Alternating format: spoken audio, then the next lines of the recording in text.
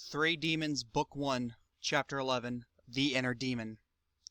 Mochi begins to very slightly shake in fear as he screams out at Ria. "Ria, what is this? Is this your doing?"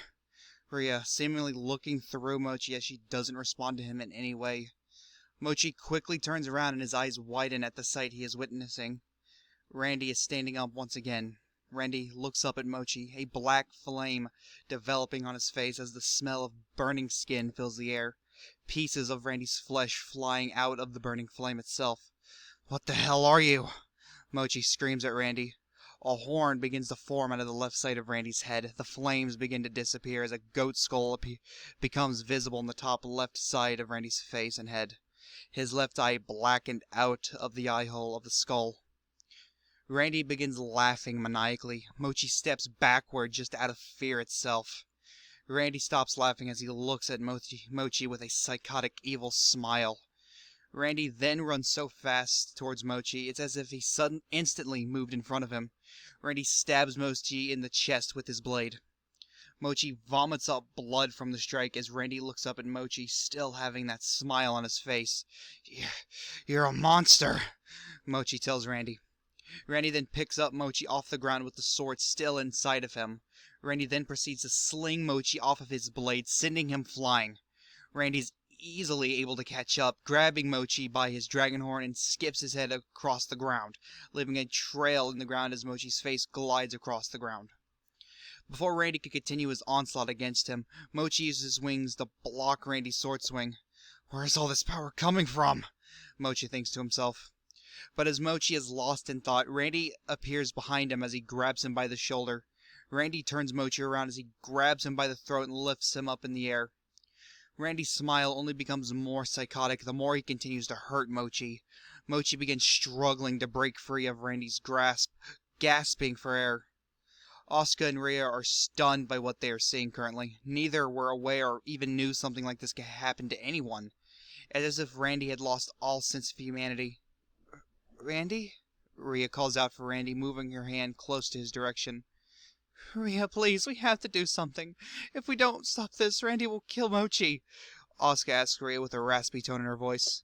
Ria looks at Asuka for the first time since Randy arrived at the battle. Her eyes widen as Asuka is bawling her eyes out. She is scared that she will lose the people that she had become close to in this short amount of time. Lose the people that saved her from the constant torment she received her whole life. Ria then realizes she has to do something right now, but she doesn't know what she could do. It's as if Randy had become a feral beast and Mochi had become the beast's prey with no escape in sight. Back at the fight, Mochi is struggling to keep up with Randy as Mochi now has a deep cut across all his body from Randy's blade. The scales on Mochi's body are slowly being peeled and torn off from the impact of Randy's attacks. However, Mochi refuses to lose this fight, and he continues a fight he knows he cannot win, even if he refuses to admit that. Mochi grabs Randy by the skull's horn, and he throws Randy to a pile of rubble. Randy crashes into the rubble, but as if it did nothing to him, his demonic aura causes the rubble to explode in a different direction, pushing the rubble off of him. Mochi wastes no time as he rushes Randy again. However, Randy is faster as he mounts Mochi, wrapping his legs around Mochi's neck and using his horns to guide him towards the ground. Randy begins to attempt to rip the horns out of Mochi's head, causing Mochi to scream out in horrific pain.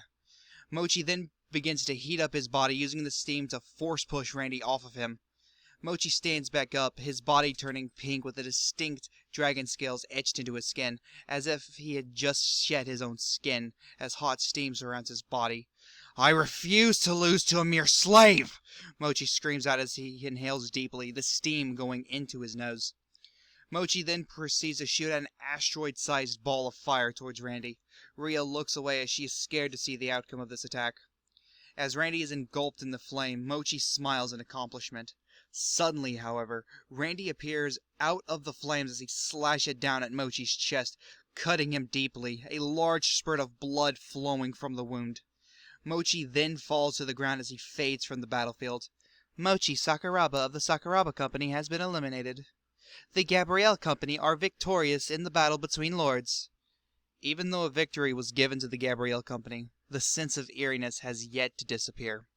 Ria and Asuka are just sitting on the ground, staring at what was once Randy. Randy then turns to the two as if it was a horror movie, causing the girls to become frozen with fear. Randy begins walking towards the two as if they were his next target, as if he didn't recognize the two. Randy stands above the two, his smile not going away once. Randy raises up his sword to kill the two. "Randy, please, don't you recognize us?" Asuka says, looking up at Randy, tears continuing to flow down her cheeks. Randy then freezes in place. It seems as if Asuka's words are getting through to him. "Randy, look at Asuka. She is scared and worried about you." Rhea pleads with Randy to snap out of it. Randy's blade dissipates from his hand as his hands and head drop, his body beginning to twitch. Randy's left arm begins to move by itself, his left hand now touching the goat skull on his face as if he was looking for the edge of the skull. However, there was no edge. The skull was enveloped into his skin. Randy then begins to dig his fingers into his skin, blood gushing out the deeper he digs deeper.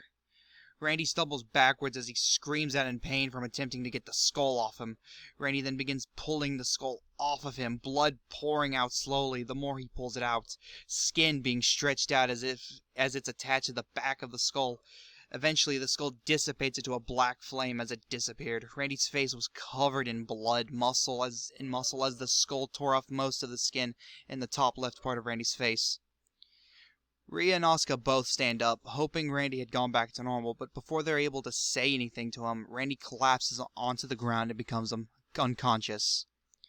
End of Chapter 11.